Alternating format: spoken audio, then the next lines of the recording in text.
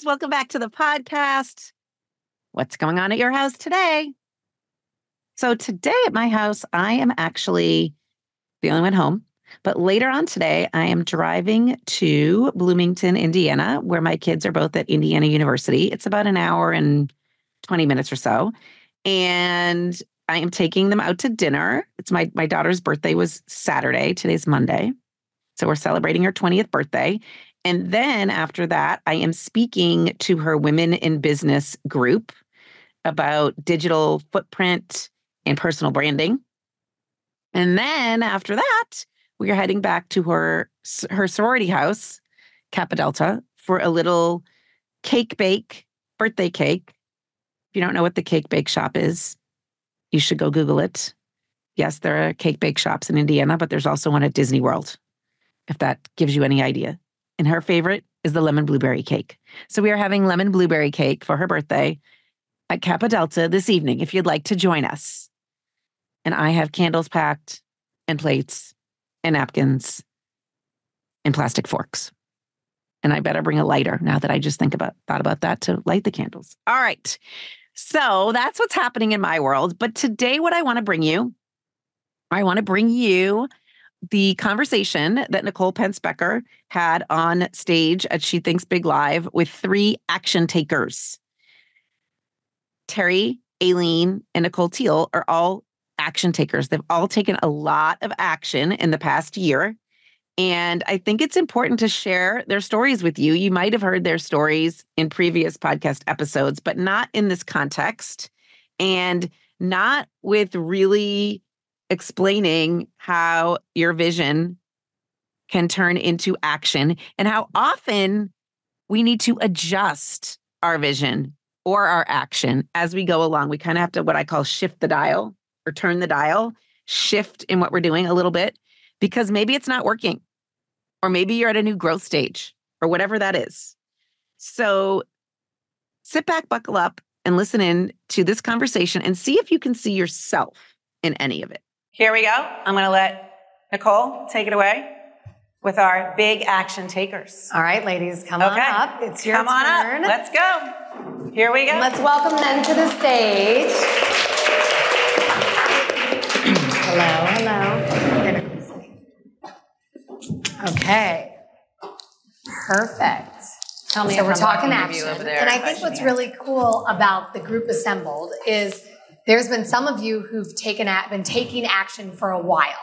You've been in the game, you've been kind of refining, you've been working on your business, and there's some people that have taken action more recently into developing kind of their next journey, right? So ladies, let's go around, introduce yourselves to everybody, who you are, what makes you tick, and a little bit about your business.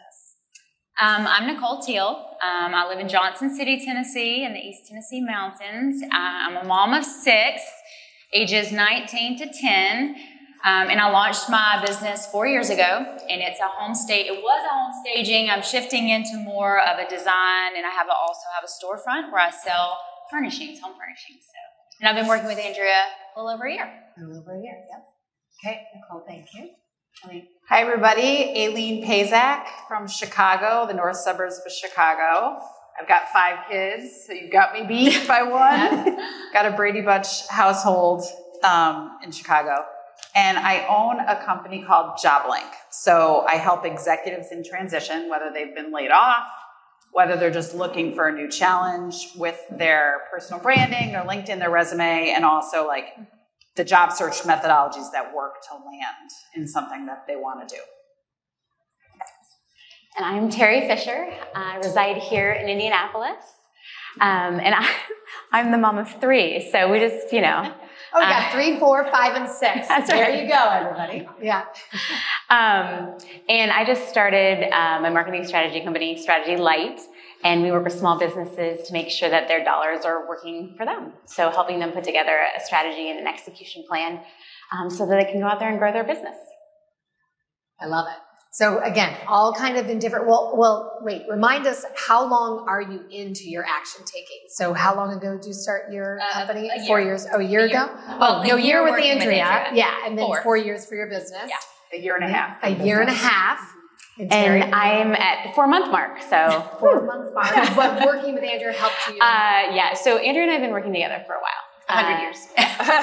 Terry was probably the only person when I put that flyer up earlier, when I said this was the first time I did anything. Oh. I don't know if you were at that, but you were around. That was her several era. Of those. That was my era. She was at some of those over that 18 months. Okay, it's been an evolution. Then 4 months ago, you launched into your business. She's been thinking about it since 2018. But she just did it. So I point that out because I think that's a really important piece, right? Like you're not, there's a varying level of how long people have been in their businesses, how long they've, really been trying to stand this whole thing up and make it churn and make it work. And then there's newer people who finally said, this is my time. So what is the varying level of how they got to take that action? So Nicole, let's start with you. So when you think about taking action, what would you say was, mentally, physically, emotionally, or whatnot in your way initially when you go back to 4 years ago of really going for it? What was the hurdle or in my way? What felt to be in your way? I think just really a vision, like where am I going? What am I doing? What am I building? And it really wasn't until I did the VIP day with Andrea that she gave me permission to dream. And I was like, what? She was like, where do you want to be in 5 years, 10 years? I was like, I don't know. I mean, I couldn't even really even think about it. So I think that for me, like starting 4 years ago, it was almost just like I was living in the moment. Like, oh, this is working. Let's keep doing this rather than like looking 5 years ahead, 10 years ahead and going, this is where I want to go.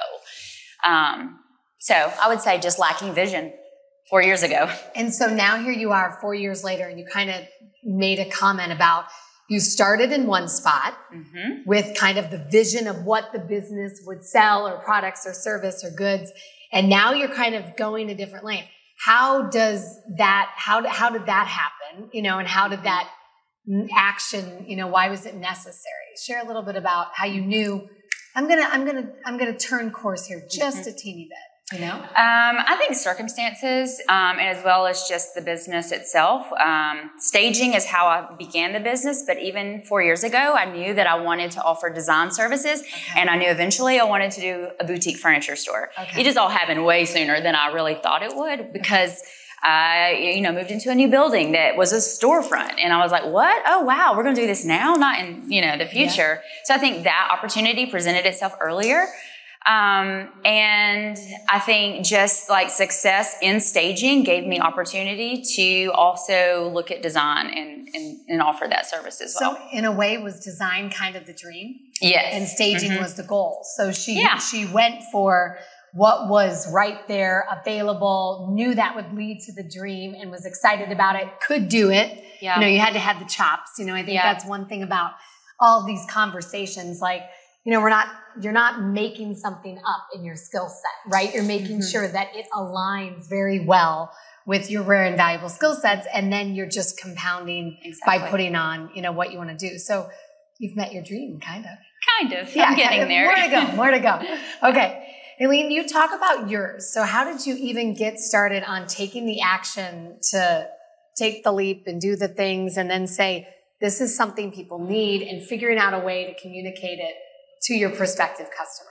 Well, it definitely was a leap.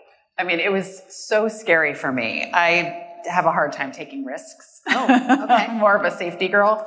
But I had been in corporate for 20 years, over 20 years. And I just felt, it was a push-pull situation. Okay. I felt like really not challenged anymore in my corporate career. And I got to a period of my life where I just didn't want to report to anyone anymore. And so I decided, I'd been doing a lot of JobLink work on the side. I had the LLC already created, so I knew I could do it. I just didn't know if I could do it full time. And I finally just jumped off the cliff. And then by happenstance, I met Andrea through my cousin, who I'm having breakfast with tomorrow. And he's like, you're both coaches. You should probably chat. And I had a call with Andrea, and I was like, oh, I guess I need a coach. She would just immediately, we connected. And we had the half-day intensive too, and that was huge for me.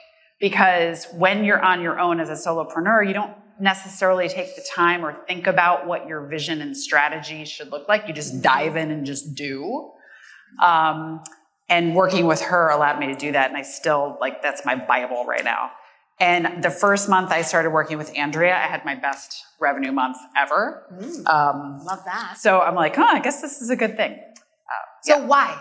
I mean, what was the shift? Like, was it like, what were the mindset, like, takeaways that you were like, I remember jotting that down, or that really moved the needle for me, or because I heard that from her, I could articulate myself better. Like, what was it? Well, a lot of it was about the belief, which that's the hardest part for me, is the belief that I am. Not the dreaming. Not the dreaming. So and I would say, just side note, Nicole and Aileen are very good at dreaming. Yeah. Like, seriously. But the belief part, that's something you both have a hard I'm time. good at action taking. You are good at action. Well, that's why you're up here. That's why you're up here, yes. That I'm like, and we talked through what I do with the business and how I was getting really tired of, like, I felt very drained by the resume writing. And she was like, well, why do you have to still do it?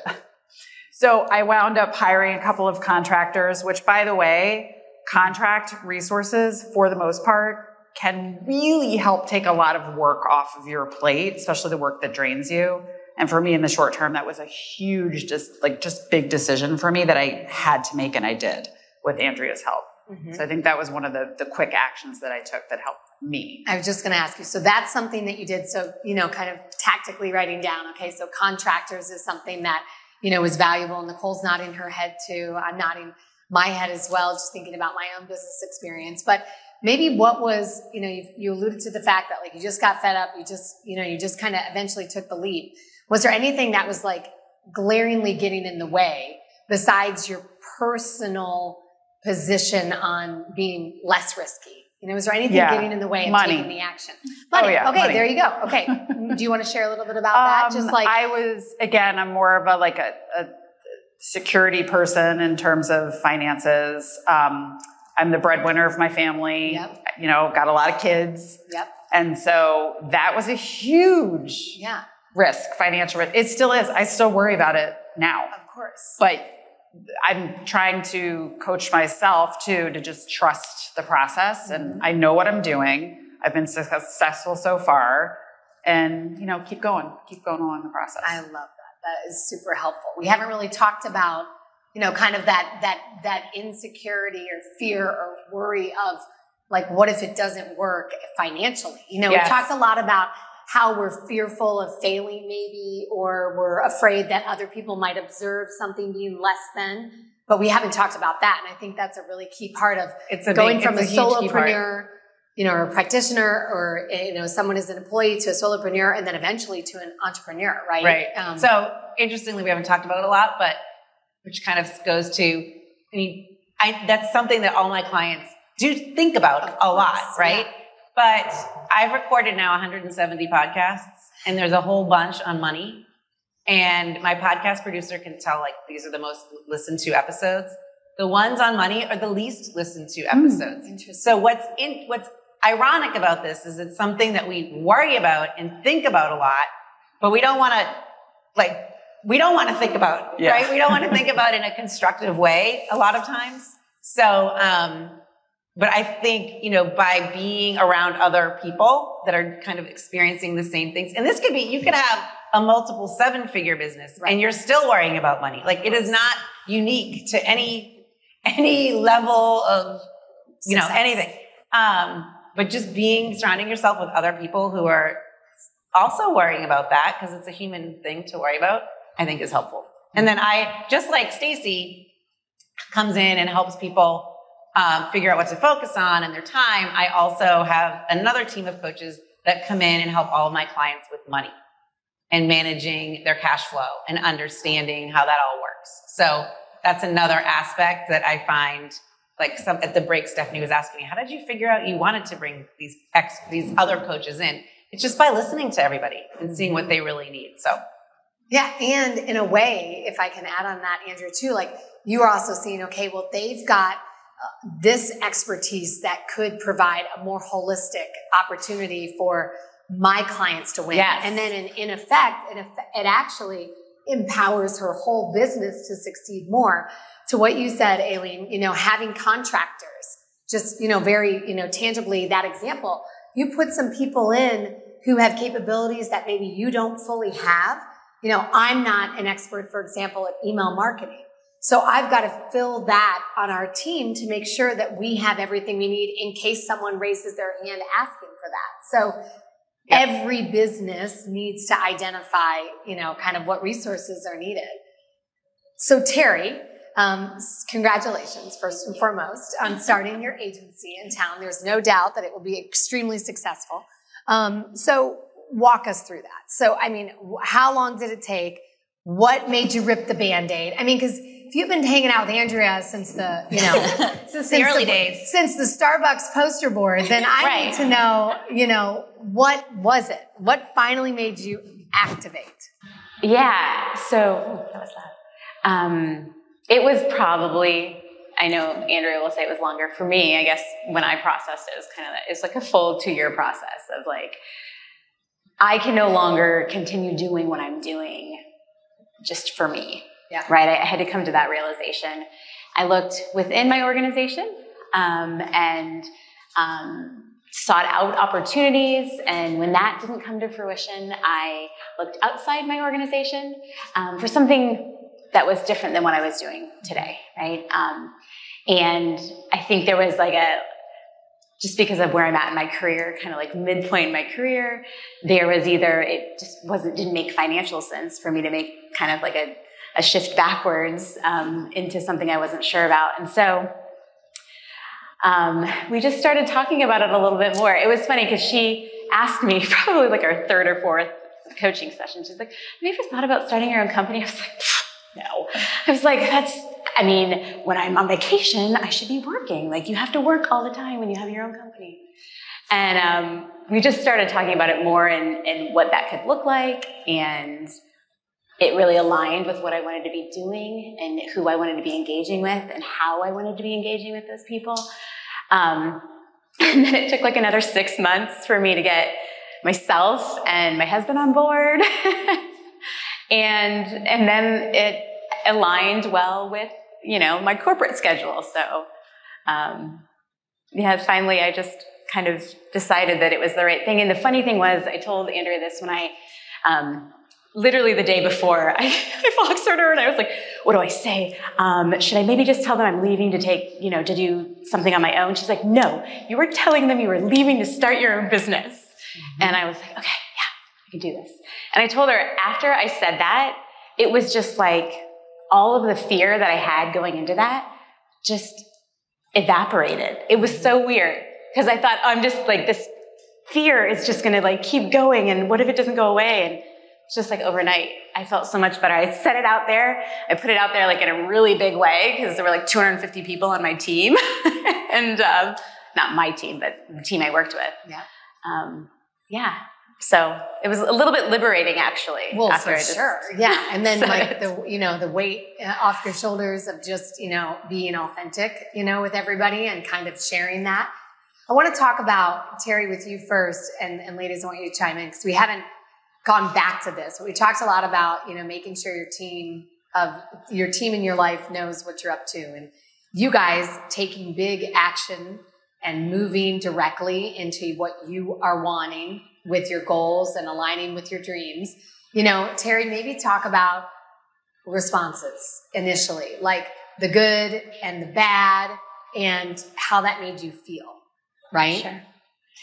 Yeah, it's funny. I think probably the reason I've been working with Andrea so long is I had a lot of mindset work that I needed to get under control. And so I am my own worst enemy. So all of the feedback I thought I would get, like, you're crazy, or like, good luck, that kind of thing. I really only felt support, which was sort of affirming and wonderful from everyone. I even kind of thought my parents might be like, oh, that seems a little risky, but they were all in. They were like, if that's what you want to do, we're behind you 100%. So I love that. Aileen? Yeah, the first about year of the business, I relied on referrals because I'd been doing the same work before in corporate pretty much. And so, I was kind of like riding high on all the referrals that I had. Oh, business is great. And then all of a sudden at the end of year one, my referrals dried up. I was like, what do I do? I panic. So I felt panic. But I remembered that there's sort of phases that you go through as in a new business where you have to make decisions. And I heard Andrea in my head, because she always says, well, just decide and do it. Like, what's the problem? And then if it's somewhat of the wrong decision, then you decide again and do something else. So I decided to invest in a lead generation service. I also have used Terry's business, and that's elevating me to the next level now. So the panic and then making a quick decision, and then now I feel a little bit more confident. Excellent. Yeah. I love that example. Nicole? I would say for me, when I started working with Andrea, I basically added a whole new line of service, which was more design in my storefront. And it was probably October, I reached out and said, Andrea, I've doubled my income. And I didn't even realize there really wasn't even a goal, but I realized halfway through, like, wow, the actions I'm taking are really paying off. So I think my city is supporting this new service I'm offering, the storefront. They're coming in, they're buying from me. And it really helped, I think, elevate my business as well as give me more of a presence in our city, where staging was great through realtors and things, but now I have a storefront. I have a front door for people to actually come in. And it's really, I think it's doing great. Well, you're incredibly likable, so I can say that's probably a very easy sell. I do like twice people. As much when I go in there. Yeah, I love that. I want to read you guys a quote from this book, because this was my favorite quote, and it really got me thinking. Again, just being very transparent about, even my own business and kind of where I'm at and what I need to do. And I want you guys to respond to this how you think it impacts where you are today. So this one says, just when you think you've mastered your business, the next version of the business appears. So just when you think you've mastered your business, the next version of the business appears. Yeah, no, yes, go, Andrea, go. Okay. So when I decided to write this book, I went to a conference, just happened to go with Nicole, my publisher over there. That was just like happenstance. And I sat in this conference, and for like 2 days, I was trying to draw that same concept. And do you remember this? And I just kept going, and I was like drawing these loop-de-loops, and I kept labeling them, and I couldn't figure out how to articulate it well. But this is what I was experiencing in my own business and my clients. And so it's really just like a spiral. Like you have one challenge and in one era of your business, and there's a messy middle, and you figure out and you get through it.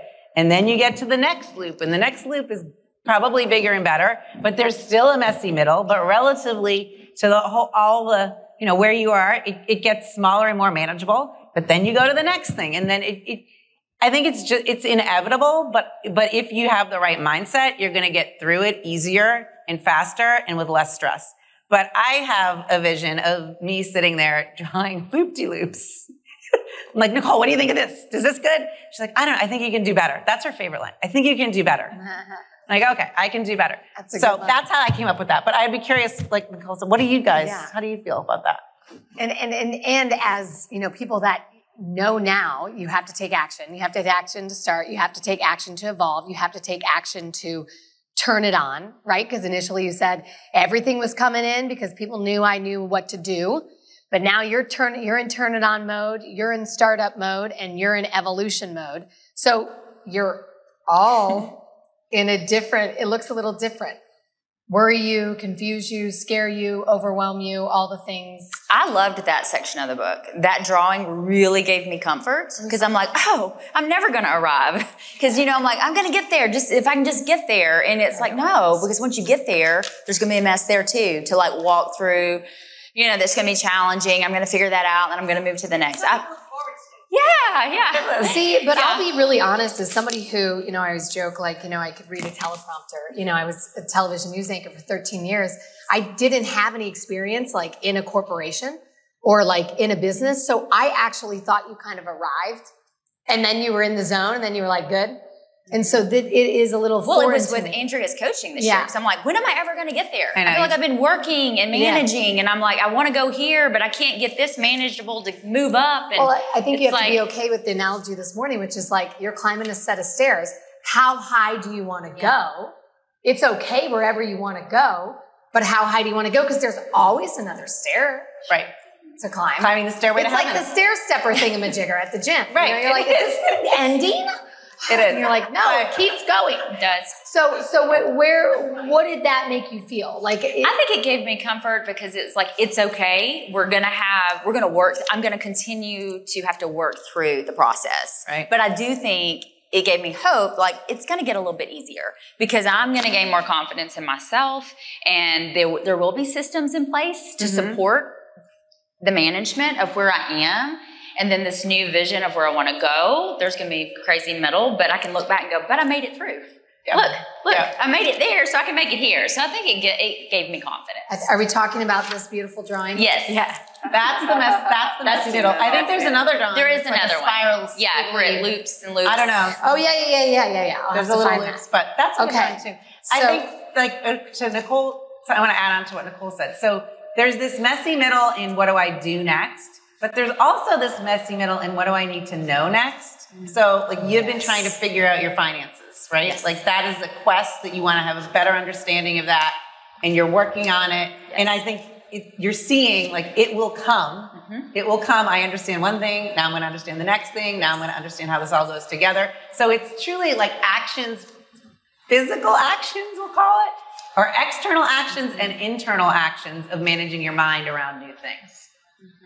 I was going to say too, I feel like what I'm learning is that I would love to be an overnight success, right? Don't we all just want to go, boom, look at me, raise your hand, look at what we've done. But I feel like what I'm learning is that no, time is on my side because life gives us opportunities to grow and it shapes us. And if we just, like I was sharing with someone, if I just go into a room and I have 3 days to like figure out who I want to be when I grow up, and I have no distractions, or I have 3 years to figure that out. And I'm going at a slower pace, but life is kind of ebbing, is helping me flow and grow, and I'm adapting. I feel like that end product is going to be better than the 3 days of like crunch time, you know? So I'm trying to look at it like, Nicole, give yourself some grace here. Like you're doing a good job. It's taking longer to figure it out. Like, where am I going and how do I do this?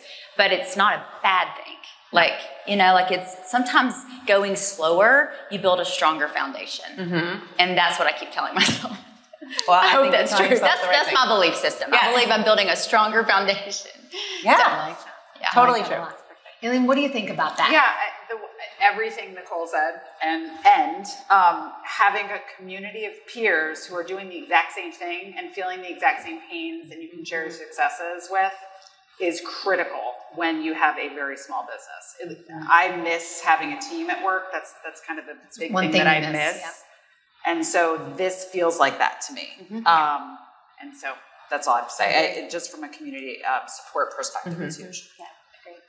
The one thing, and Aileen mentioned it before, I think when you think about the evolution and whatnot, the one thing that I've realized through this whole process is just getting better at making decisions. I don't always make the right decision, but I don't sit so long on making a decision. It's like, this idea seems good. Let's vet it out. Let's try it. Kind of the experiment thing. It went well or it didn't go well and move on, as opposed to sitting and I used to just sit and think about things forever and ever, and 9 times out of 10, it just never came to fruition. So I have a good example there, and candidly, this summer, we've got a team of about 11 at my business, and I felt like got every single hire right. Everyone was perfect. We were good to go. And then this summer, hired the wrong person. And I remember my husband saying in that similarity of, well, what's the worst that could happen? I'm like, I would feel horrible. And then he said, but the business might not need that, or that might not be good alignment for that person or that business. And it didn't turn out to be the right decision. But I think it's a good example of, guess what? I'm not crying on the ground. I'm not, business isn't worse. And sometimes you do not make the best decision for certain circumstances. But guess what? The next one, you can make a better decision. So it is kind of hard to like kind of zoom out sometimes with business ownership and say, wait a second, am I just over-indexing how much that's going to impact my situation? And the answer is probably more often, yes. Yeah. Right. I like that, over-indexing. I like that phrase. But I'm famous for saying, what's the worst thing that can happen? Yeah. Like there's never, it might not work. Okay. Or that might not make money. Okay, then we just try the next thing. Or the worst thing that can happen is usually not worse than not trying it at all. Right? So, and you learn something like that wasn't a good hire. So whatever characteristics. But what's fun about that experience now looking back, and I use the word fun very loosely, is it made me go back to the process. Like there were pieces and parts of that process that I did not do as well as I'd done the other 8 times. And to be very candid, having shared my son's medical journey in the last year, I got completely distracted. Yeah. So I made some bad decisions because I was overwhelmed. My pendulum was all the way over here and I couldn't get it back. So I was just kind of firing at random shots. That's never a good place to be. And I think that's a good reminder for, all of us. So as you guys look at the next, year ahead and your December 2024, goals, whether they are, trips or, bathing suit goals or business goals, what is a business goal you've got, for this year that you can share with us, because remember, if we say it, we help manifest it. And since you guys are the big action takers, I guess I'm kind of putting you on the spot. So who wants to say one of your goals for the year? Well, the revenue goal that I hit the first month I met with Andrea, I haven't hit quite there again. So that's my goal for the whole next year is to hit that. So you have like a very clear specific number goal. Yes. That's pretty cool. I love that. I would say that too. I have a specific revenue goal. I'm also adding another service. Nicole just likes to add things, by the way. She's like, But I've worked very hard to establish my retail or my showroom in the city, and I really want to see that grow. Like I want to be the place people are coming for design services and furnishings, home furnishings. So I'm putting lots of things in place, email marketing, things like that, so I can reach more people and hopefully see a return on that. Yeah. So that's a big goal. And they could come to you. Yes. So whether they're in Johnson City or they're not in Johnson City, you're kind of like a destination. Yeah. So like Magnolia Springs or Magnolia Home. Yeah. Let's do that. I'm here for this. I'm here for this. Not that big. Oh, why not? You're so likable. We'll see you next year. Yeah, right. That's right. Terry, what about you? Yeah, mine is 20 clients this year. I love that. So hopefully the revenue tracks with that. We'll see. I love that. Andrea, anything else you want to ask our panelists? No, I guess one thing, let me ask you this. What helps you decide what you're going to do? Like what thinking had you done ahead of time? Or because there's so many things there's so many next actions. What do you think what guides you the most? The word that came to my head was growth. So my intention, obviously most of our intentions is to grow our business. Uh-huh. So when I make a decision, even when it's investing money in something, coaching or marketing or whatever, I'm like, is this going to drive growth? That's kind of the question I ask. I love it. Anyone else have any thoughts on that? Mine's a little more practical. Like I'm a full focus planner user, and just the mindset shift on a daily basis to be thinking about like, what are the big 3? Like, what are the frogs I need to eat before we, move on with the day has been huge. And really thinking intentionally about, is this helping me reach my goals? Okay. Because I'm a chronic to-do lister of all the things that need to be done for children and nothing that needs to be. You're very good at that. Done for myself. So children lists. She's good at that. Yeah. So systems, I think some of the systems I put in place. Full focus planner. It changed my life. Setting goals, using that planner as a guide, a structure, Stacy, to, I'm reflecting back, I'm looking forward, I'm looking at it daily, and I'm also asking the question, is this goal or action daily connected to some type of revenue. Like, is it generating more revenue for me, or is it just busy work? And there's busy work to be done, but I'm trying to just make sure that is, that every action I'm taking that week is tied to my revenue in some way. So most of them. From an action standpoint, so all of you have done or have thought through or worked on the time tracking exercise, or starting to, or do you cycle around and like quarterly do it again? Like, I really found when I was talking to some people during lunch, they really liked that, just tangible, literal to do. And I didn't know if you guys had any comment on that, if it was helpful, if you've done it, or how often you do it. So I resisted for a really long time, and Stacey and I just walked through this, but there's a thing called the ideal week where you kind of think through, like, how do you want to spend each of your days? And I just kind of focused on the work week, right? How do I want to spend my day? And I literally just zoned in on, like, okay, my work hours, what do I want to be accomplishing? And I told her I had put down numbers as to how much time I wanted to spend on things. And then when I took it to the calendar, I realized that I had put in more numbers over here than I actually had time in the day. And it was like, how did I do that? Like, but it was just a real eye-opener. Like, okay, then I maybe need to move and shift some things, or I need to rethink about how much time I am spending on things. And so right now I'm in the process of testing that to say, like, do I need to spend that much time on this? Is it, to your point, helping me drive revenue, or am I just using it to hide from, like, doing busy work, that kind of thing? So I love it. Well, awesome. Please give the ladies a big round of applause. Thank you. Yay. Our big action takers. And again, a reminder on your QR code, I believe, the names first and last of everybody who's here speaking with us and sharing kind of their insight. And I encourage everyone to connect, not only with everybody in the room, but particularly these women who were so forthright with sharing some of their information on LinkedIn. Go connect with them so you can be connected with them in case you need their services in the future, or you just need some help. Just need some help. Love that. Inspiration. So my friends, could you relate to any one of those three women?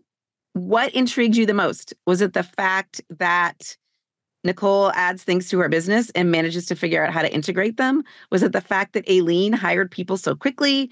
Was it the fact that Terry has decades and decades of experience and yet still has some fear and anxiety about taking action in her own new business? What is it? And I think this is the hardest part that either you get or you don't get. So if you're someone that is sitting there listening and thinking, there is no way I could do what those women did, or I've tried to do that and it just doesn't seem like I'm getting anywhere, the good news is you can get somewhere. And also the good news, part two, is that you don't have to do it alone. So none of them are doing this alone. Have you noticed this? None of them are doing it alone. Are you doing it alone? If you are, it's time to change that. It's time to secure support, which is one of the elements of being a big thinker, right? So here are my 4 things I want you to do. I want you to direct message me and tell me, what did you love about this episode? Who did you relate to? Number 2, I want you to share this episode with someone who is not taking action. Number 3, reach out to me, set up a call. Even if you don't continue on with coaching, there is value in the call itself. And number 4, write and rate Time to Level Up podcast. I would love for you to do that. You can scroll down on your podcast app right now to where the reviews are, and there's a little thing that says write a review, and you can click it. Doesn't have to be long. Would so appreciate it.